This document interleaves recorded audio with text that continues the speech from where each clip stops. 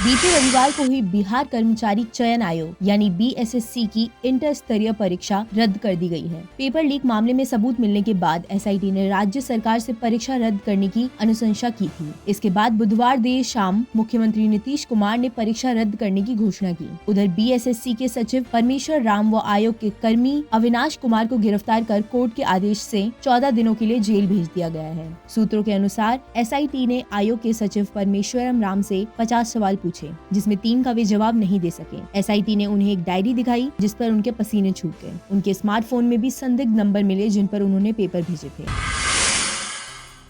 तमिलनाडु में सत्तारूढ़ पार्टी अन्ना द्रमुक की महासचिव शशिकला सियासी रस्साकसी में मुख्यमंत्री ओ पनीरसेल्वम पर फिलहाल भारी पड़ती दिख रही हैं। मंगलवार के विद्रोह के बाद शशिकला ने बुधवार सुबह पार्टी मुख्यालय पर पार्टी विधायकों की बैठक बुलाई और बाद में उन्हें बसों से अज्ञात स्थान पर ले जाया गया है। अन्ना द्रमुक के प्रवक्ता ने दावा किया है बैठक में 131 विधायक मौजूद थे। शशिकला का मुख्यमंत्री के रूप में शपथ ग्रहण फिलहाल संशय में है। राज्यपाल अभी भी मुंबई में है। बताया जा रहा है कि राज्यपाल आज दोपहर चेन्नई पहुंच रहे हैं। सूत्रों के मुताबिक बैठक में शशिकला ने 11 मिनट के अपने संबोधन में विधायकों से उनके साथ रहने की अपील की। उन्होंने कहा कि पिछले 48 घंटों में जो कुछ भी हुआ वह गद्दारों की साजिश है।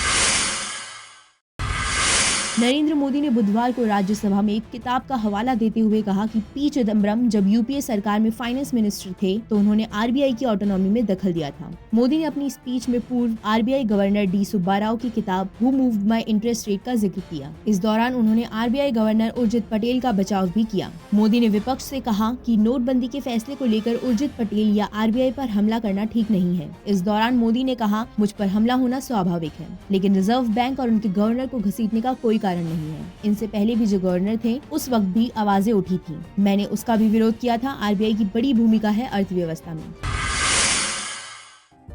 सुप्रीम कोर्ट ने बुधवार को कलकत्ता हाई कोर्ट के मौजूदा जज जस्टिस सीएस कर्णन के खिलाफ कंटेम्प्ट ऑफ कोर्ट का नोटिस जारी किया है। कोर्ट ने कहा है कि उन्हें कोई भी जुडिशियल और एडमिनिस्ट्रेटिव काम ना दिया जाए। ऐसा पहली बार हुआ है जब सुप्रीम कोर्ट की ओर से हाई कोर्ट के किसी जज से कामकाज वापस लिया गया है। बता दें कि जस्टिस कर्णन ने पीएम को लेटर लिखकर सुप्रीम कोर्ट के पूर्व जजों और मद्रास हाई कोर्ट के मौजूदा जजों पर करप्शन के आरोप लगाए थे। चीफ जस्टिस जेएस खेहर की अगुवाई वाली 7 जजों की बेंच ने जस्टिस कर्णन को 13 फरवरी को कोर्ट में पेश होने को कहा है। नोटिस में कहा गया है कि क्यों न उनके खिलाफ कंटेम्प्ट ऑफ कोर्ट की कार्रवाई की जाए और उन्हें जुडिशियल व एडमिनिस्ट्रेटिव काम करने से रोक दिया जाए।